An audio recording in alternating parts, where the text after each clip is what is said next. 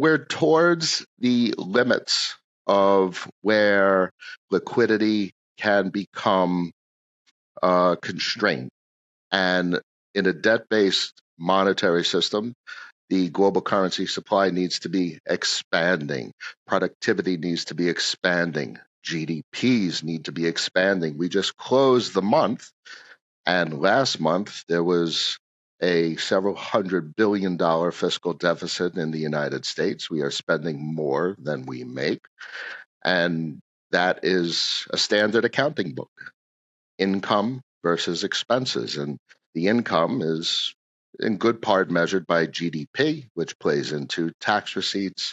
So in order to balance the books, and that's not just the United States, GDPs need to go up, and they're not going up.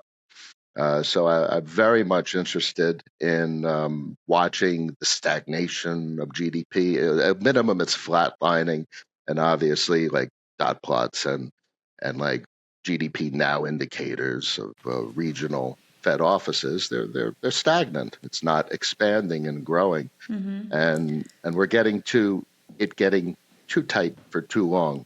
The end of the contraction cycle.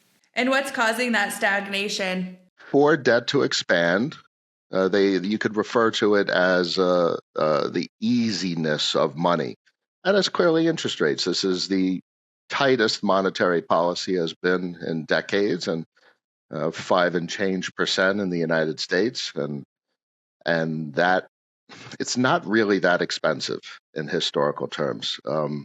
So it's obviously a complicated story, and it is always a struggle to present it in a understandable and coherent way. So ECB just cut, Canada cut, the United States is not responding yet because they would argue they want to keep it tight because of public facing the political optics of consumer price inflation. And they will need to cut at some point, but they think they can cut, but they probably should cut. And this is all just the public story. And I try and put myself in their shoes of what is the behind the scenes story. So the behind the scenes story is probably geopolitical factors and all of those complex types of conversations that we certainly don't have enough information to talk about, and we can only speculate on.